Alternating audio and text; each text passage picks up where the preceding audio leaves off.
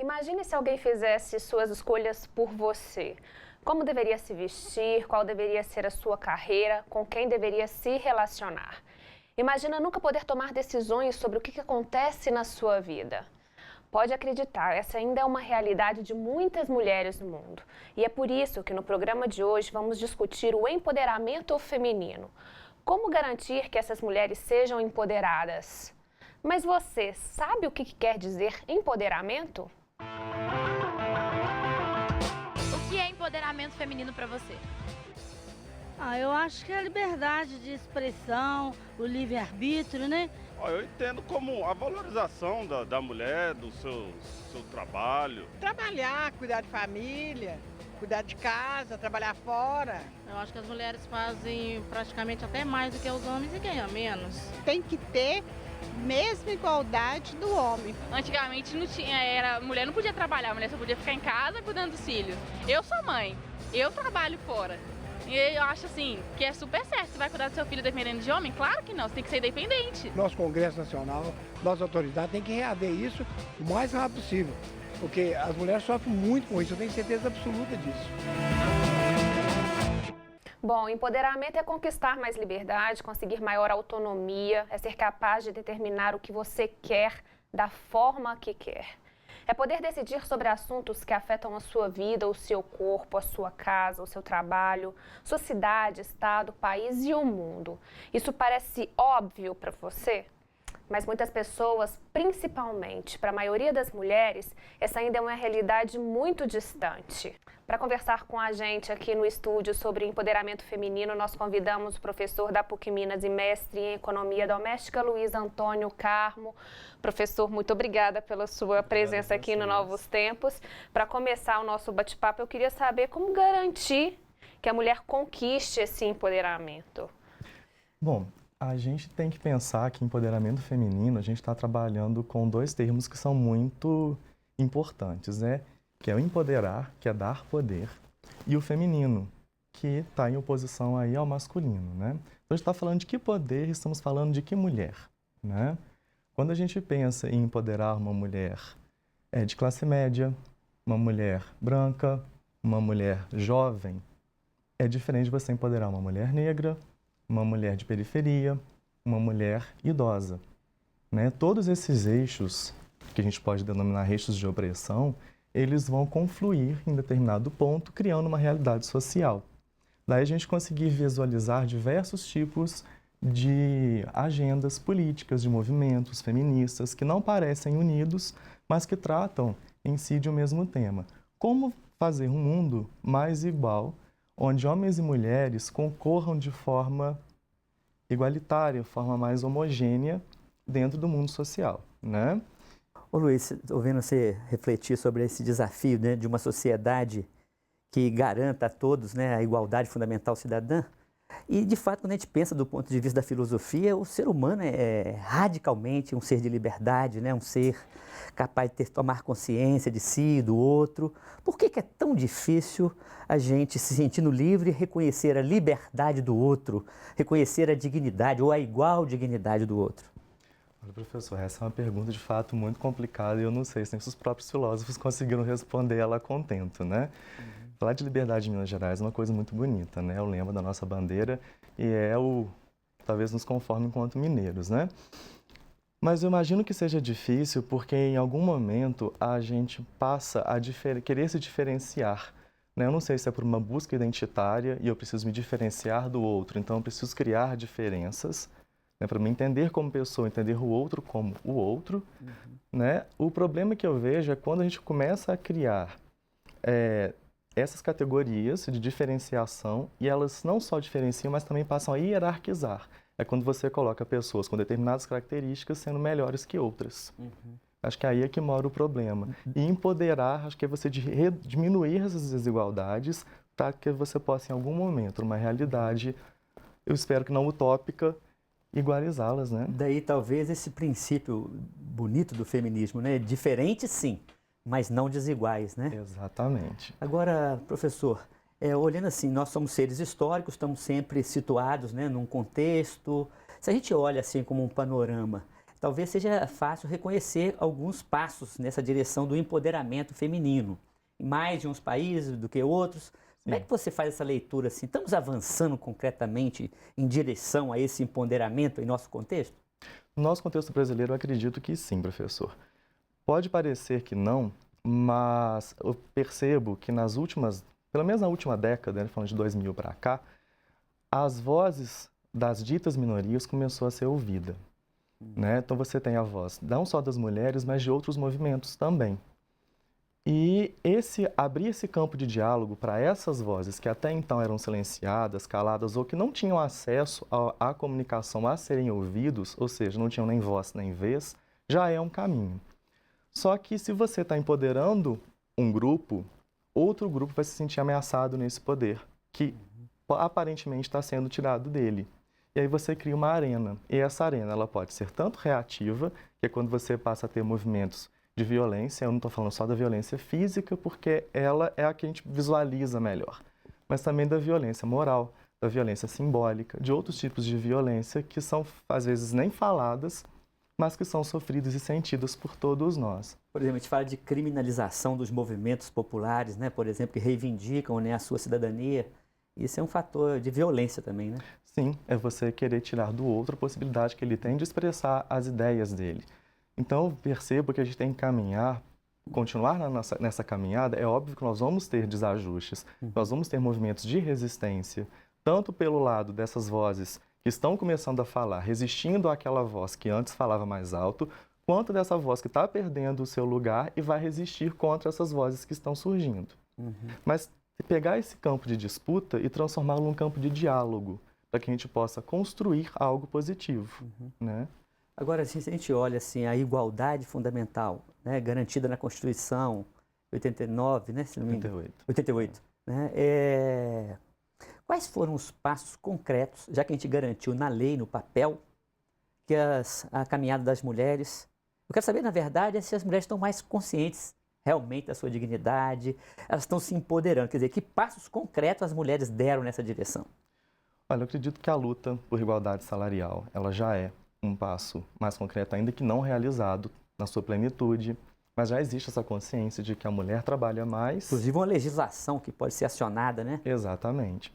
Vejo também a questão do assédio moral, que passou a ser muito discutido, né, dentro das organizações. Vejo as discussões que andam surgindo com relação à legalização do aborto, quando as mulheres falam, né, meu corpo, minhas regras, elas querem ser ouvidas, né? E esses assuntos tomaram as ruas, tomaram os meios de comunicação, né? E isso é garantido. Essa liberdade de expressão, por mais que ela gere diversas vozes que vão falar a favor e vozes que vão falar contra, mas esse espaço de construção, de diálogo está sendo feito, a trancos e barrancos, mas garantido por uma lei de liberdade de expressão, né? Você acredita, então, que, falando dessa última parte, né, que os meios de comunicação, as redes sociais, elas deram mais oportunidades às mulheres de ter vez e voz? Com certeza. Eu atribuo boa parte desses movimentos mais recentes às redes sociais, porque você passou a dar esse acesso a esses recursos de comunicação a pessoas que até então não tinham, estava na mão de poucos.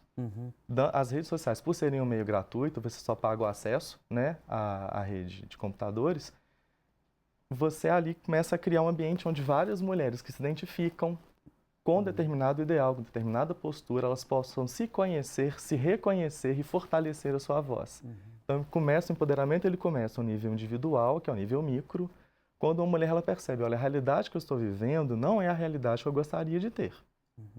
Quando ela começa a encontrar outros que percebem essa mesma situação e elas pretendem mudar, a gente passa para o nível meso, que é o nível comunitário. Até que isso vai para o nível macro, que seria o nível político. Né? Um exemplo que é muito interessante, que eu reparei agora no carnaval desse ano, de 2017, é que a mulata do carnaval, né, ela aparece coberta, né? Então, e ela aparece também em conjunto com outras manifestações carnavalescas do país como um todo.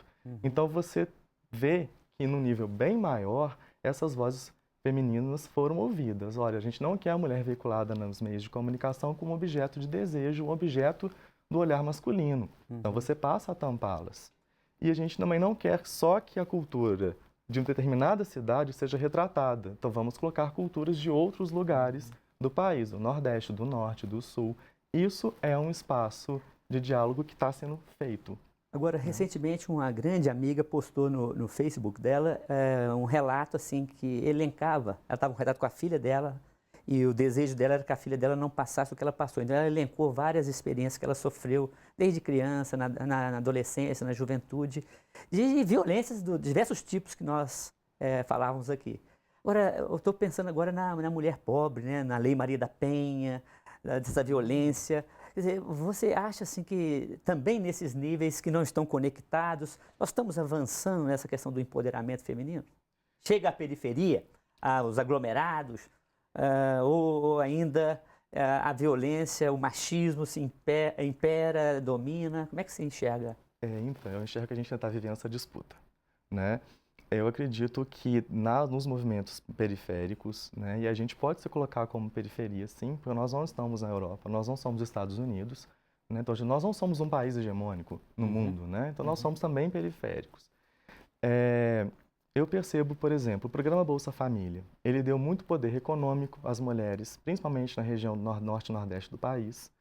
Já que elas têm acesso a um recurso material, elas passaram a ter voz e vez dentro de casa. Elas passaram a decidir melhor o orçamento doméstico. Elas passaram a poder conversar com o marido que talvez tivesse uma postura mais enfática ou de outras formas de dominação, né? não só de provedor, mas também ele pode querer impor como uma forma masculina. Você é minha mulher e você tem que me obedecer. Esse discurso existe. Infelizmente ele existe. Então quando ela fala, você é meu marido, mas quem tem dinheiro sou eu, ela se coloca em pé de igualdade. Ele por uma questão patriarcalista, uma questão de tradição. Ela pelo lado econômico. Então a gente tem várias formas de empoderamento, que é o empoderamento econômico, empoderamento social, empoderamento político, empoderamento identitário. E quando a mulher também assume e fala, olha, eu sou uma mulher de periferia e eu quero ser ouvida. Eu sou uma mulher mãe solteira e eu quero ter os mesmos direitos. Eu sou uma mulher que moro no sertão, eu sou uma mulher que mora na comunidade e eu quero melhoria para a minha sociedade. É tão bonito antropologicamente falando quando a mulher chega a essa consciência de si, né, da sua dignidade. A esse empoderamento que começa com si própria. Bom, gente, infelizmente eu vou ter que interromper a nossa conversa, mas no próximo bloco a gente continua, não saia daí, a gente vai para uma rápida pausa, voltamos já já.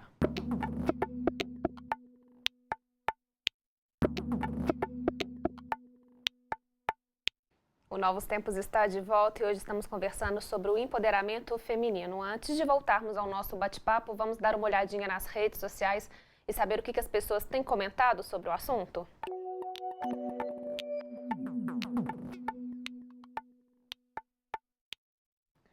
Então vamos ao comentário dos internautas. Vamos lá, gente. Primeiro comentário.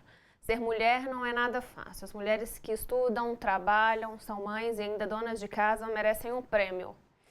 Segundo, vamos lá, realidade materna. Mães valem menos do que mulheres sem filhos, que valem menos do que homens na sociedade. E o último, eu acredito na igualdade, respeito e amor entre homem e uma mulher. Os dois devem ter responsabilidades divididas. Bom, esses são os comentários dos nossos internautas, mas agora, antes da gente voltar ao bate-papo, vamos conhecer um projeto realizado por mulheres que quiseram se dedicar à maternidade sem abrir mão da carreira profissional. Juntas, elas criaram um projeto Mames, que reúne em uma rede social mais de 3.000 mães. Um dos objetivos é trocar experiências e ajudá-las sobre a difícil função de serem mães e mulheres. Quando ficou grávida pela primeira vez, Mariana sentiu a necessidade de conversar com outras mulheres sobre as dúvidas e inseguranças da maternidade. Assim nasceu um grupo no Facebook que hoje agrega mais de 3.000 mames, e seu sucesso resultou em um negócio não só para ela, mas para outras mães. Há 6 meses eu criei a revista Mames, é uma revista digital, pode ser acessada pelo site, então a gente produz conteúdo relativo à maternidade e à infância. A revista Mames tornou-se uma forma de chegar em mais mães e ajudá-las nos seus questionamentos e desabafos, muitos deles ligados à maternidade e à vida profissional. No Brasil, apenas 31% das empresas oferecem às funcionárias mães jornadas parciais e horários mais flexíveis. Eu queria muito acompanhar o crescimento dos meus filhos. E eu tendo o meu próprio negócio, eu podia estar em casa, ao mesmo tempo que eu trabalhava, eu estava com eles também. Ter um pouco mais de tempo para cuidar de perto dos filhos, né, da rotina deles. E não para parar de trabalhar, mas para ter uma certa flexibilidade para você poder levar seu filho na natação, na escola, no médico, quando ele ficar doente, sem ter aquele peso de ter que largar o trabalho. Em 85% das empresas brasileiras, menos da metade das profissionais retornam ao trabalho no fim da licença maternidade. Mesmo sendo uma decisão particular de cada mulher, para as mames, o nascimento do projeto é resultado de uma necessidade de se manterem ativas. No grupo a gente fala de tudo, de todo o universo da maternidade. E esse é um assunto que sempre tem pauta lá. A questão da volta para a licença, né, da volta para o trabalho depois da licença maternidade, a dúvida de se permanece ou se abre um próprio negócio. Tem muita mãe empreendedora, a gente dá muita força para isso. Eu não consigo ficar sem... Não que seja inútil, né? Porque uma mãe nunca é inútil. Mãe trabalha mais do que qualquer outra pessoa. Mas, pra mim, eu preciso estar produzindo alguma coisa pra me sentir bem. Sair um pouco da rotina, né? Se produzir alguma coisa, se sentir importante pra alguma coisa, se ajudar em casa, mesmo que seja, né? Não com o que você pretendia, mas pelo menos dar uma ajudada pra poder comprar suas coisinhas ou comprar coisinha pras meninas. E quem acha que não há participação dos pais está enganado. Mesmo que dados afirmem que mulheres gastam 10 horas semanais a mais que os homens em afazeres domésticos. Além de terem seu cantinho na revista, as mames afirmam que contam com a ajuda dos pais na criação dos filhos e nas tarefas de casa. Lá em casa sempre foi, até antes, né, dos filhos, sempre foi muito dividido. Eu e meu marido, a gente sempre dividiu todas as tarefas. Na minha casa é muito bem dividido. Aliás, eu acho que ele faz até mais que eu. Graças a Deus, ele é um pai muito participativo nas tarefas domésticas também, ele cuida muito de tudo. Então, assim, eu acho que é como tem que ser, né? O projeto Mames prova que não há barreiras para as mulheres que se dedicam à maternidade ao mesmo tempo em que querem se realizar profissionalmente. Basta ter coragem, criatividade e vontade. A felicidade dos filhos está ligada à felicidade da mãe. E uma mãe feliz é uma mãe que se encontra naquilo que faz. Ser mãe é delicioso, mas é muito cansativo. Sabe? É muita cobrança, é muita tensão, porque menino você tem que ficar de olho o tempo todo, você né? Tem que saber se tá comendo, se tá dormindo, se tá fazendo xixi, se tá tomando banho direito, se cortou um, se não cortou. Então eu acho que é pra dar uma esvaziada na cabeça. Por mais que você trabalhe, você esvazia a cabeça, sabe? Você é uma mãe feliz? Demais da conta. Tensa, brava, mas eu sou feliz. De 2004 a 2014, a quantidade de lares chefiados por mulheres aumentou 67%. Entretanto, segundo o recente relatório da Organização Mundial do Trabalho, as disparidades entre homens e mulheres no mercado ainda são muito evidentes, principalmente quando se trata da maternidade. No mundo, 800 milhões de mulheres, ou 41% delas, ainda não têm proteção adequada durante a maternidade. Além disso, as mulheres ganham o equivalente a 77% dos salários dos homens. Eu te pergunto, o Brasil ainda tem um longo caminho a percorrer, né, em relação a essa igualdade entre homens e mulheres. Por que é tão difícil? Olha, Ana, essa dificuldade está em diversas esferas, né? Pensando na esfera econômica, você tem, e pela ótica do dono, do capitalista, né, do dono da empresa, você manter um profissional afastado, você pode reduzir a sua produtividade, o tempo que você gastou investindo naquele profissional, para depois ele acabar não voltando, corre esse risco. São vários custos que envolvem esse processo. O que nos falta, que eu percebo, é uma legislação que nos garanta essa continuidade no emprego, que dê mais tempo, e aí o grande passo seria que você também permitisse ao pai, a figura do homem, também se envolver nesse processo inicial de criação do próprio filho. A mulher não sofreria tanto preconceito quanto sofre na hora de uma contratação, né? Ou quando vai dar notícia de que está grávida, já Acho fica... que experienciar isso, o homem experienciar essa atividade, né, de criar um filho, de acompanhar, de fazer tudo o que essa última entrevistada falou, que é ver se está escovando o dente direito, se comeu, se foi dormir. Ele traz para si essa vivência e passa a entender aquilo que por vezes foi até interdito aos homens fazer, né? Acredito eu que tem homens que queiram fazer isso e que não puderam porque eles foram ensinados de que isso era coisa de mulher. Agora é nessa direção que eu queria conduzir a nossa conversa, porque culturalmente nós passamos por profundas transformações, né? Muitos homens, nós estávamos conversando aqui, né, já ocupam também ou dividem com a mulher esse espaço. Mas eu ouvi falar de países que na legislação já pode ser optativo a licença maternidade ou paternidade. Sim, isso existe nos países escandinavos. Que é coisa interessante, né? Sim, inicialmente a licença é dada à mulher por uma questão de amamentação, né? Então, nos primeiros dias, nos primeiros meses, o bebê ele é mais dependente da mãe. Mas uma vez que ele ganha alguma autonomia, principalmente autonomia alimentar, não importa mais a figura, se vai ser a mãe ou o pai, desde que ele seja acompanhado por alguém. Então, é obrigatório que o casal divida a licença, maternidade e paternidade. Então, eles podem ir alternando. A mulher pode ficar 3 meses trabalhando, o homem fica 3 meses de licença. Depois eles trocam. O homem volta a trabalhar e a mulher volta para a licença maternidade, e isso até o neném completar 2 anos. Se não me engano, é na Suécia que vale essa lei. Aqui no Brasil tem discussões nessa direção de aumentar um pouco a licença paternidade, para exatamente essa divisão, esse assumir junto, né, das tarefas ali iniciais, do início da maternidade, né? Exatamente, porque se a mulher não pode contar com o marido, ela está contando com toda uma rede feminina que está por trás dela, que vai ser a mãe dela, ou uma irmã, ou a sogra. Então você está ativando toda uma rede de cuidado que a gente atribui ao feminino, mas que pode ser atribuída ao masculino. E a gente precisa, primeiro, contar para os homens que isso é possível, e segundo, promover a eles esse ambiente, né? Socializá-los que o cuidado com o outro, ele é um cuidado que independe do sexo, depende do gênero. Então, né? nesse sentido, é interessante para que haja maior empoderamento, um comprometimento de todas as instâncias da sociedade, né? A escola, os meios de comunicação, para que surja essa nova cultura, vamos dizer assim, né? Novas mentalidades. Exato, por isso eu acredito na vida e educação.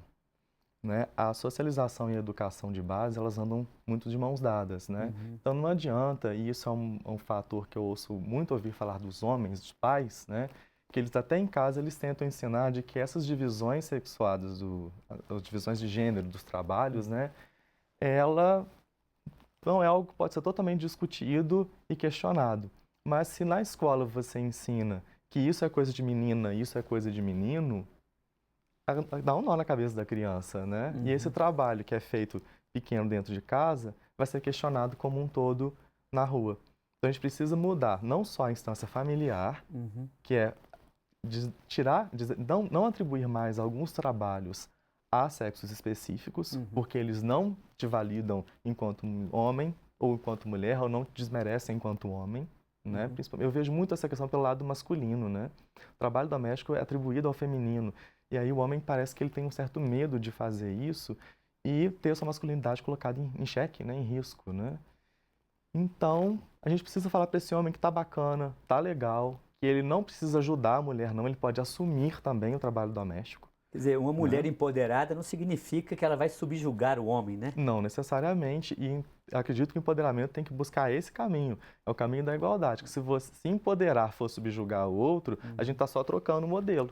Nós estamos chegando ao fim do nosso programa, eu queria te ouvir uma reflexão final, assim, o que nós precisamos, que passos nós, enquanto sociedade, mas as mulheres sobretudo, para avançarmos no maior empoderamento feminino? Eu acho que a gente tem que pensar no empoderamento de todos nós, porque o empoderamento ele não deve ser só da mulher. Ele deve ser da mulher, ele deve ser dos idosos, deve ser de outros movimentos não binários e também o empoderamento desse homem que está perdendo esse espaço, né? Eu vejo que os homens eles estão se sentindo um pouco acuados, porque tudo que era dito para eles que era coisa de homem fazer está sendo tomado pelo esse universo do feminino. E isso está deixando esses homens em pânico, digamos assim, né? E eles estão partindo para onde? Para a violência. Nós precisamos criar, acho que, ambientes de diálogo e aí desmistificar muita coisa. Né? Desmistificar que existem papéis de gênero aplicados nas coisas mínimas da nossa vida, do nosso cotidiano, e nos vemos como iguais, né? Como seres que estão aqui em busca da sua felicidade, em busca de ter uma vida tranquila. né? Eu percebo que tem que ser um diálogo que começa pelo empoderamento feminino. O papel da mulher está sendo fundamental nessa caminhada, mas tem que ser uma caminhada de todos, né? Empoderamento de todos, porque todos são oprimidos de alguma forma em algum momento da sua vida. Professor, muito obrigado por essa conversa. Obrigado a vocês. Faz o nosso programa ficar cada vez mais interessante. Obrigado a vocês. Espero que tenha sido útil. Homens e mulheres são de fato diferentes, mas não desiguais. Não desiguais em dignidade, na condição humana, na cidadania. Apesar disso, garantir e concretizar essa igualdade no seio de nossas instituições e relações sociais, família, escola, organizações, religiões, ainda é, em muitos lugares, uma verdadeira utopia. Importa, portanto, reconhecer que já demos passos importantes, mas muita luta precisa ser travada. Ainda temos muito que aprender, superar e avançar na arte de bem conviver, amar e ser feliz. Bom, por hoje é só, fiquem com Deus e até o próximo programa. O Novos Tempos é uma parceria da PUC TV Minas e o Ânima, Sistema Avançado de Formação da PUC Minas. A gente volta na semana que vem. Até lá!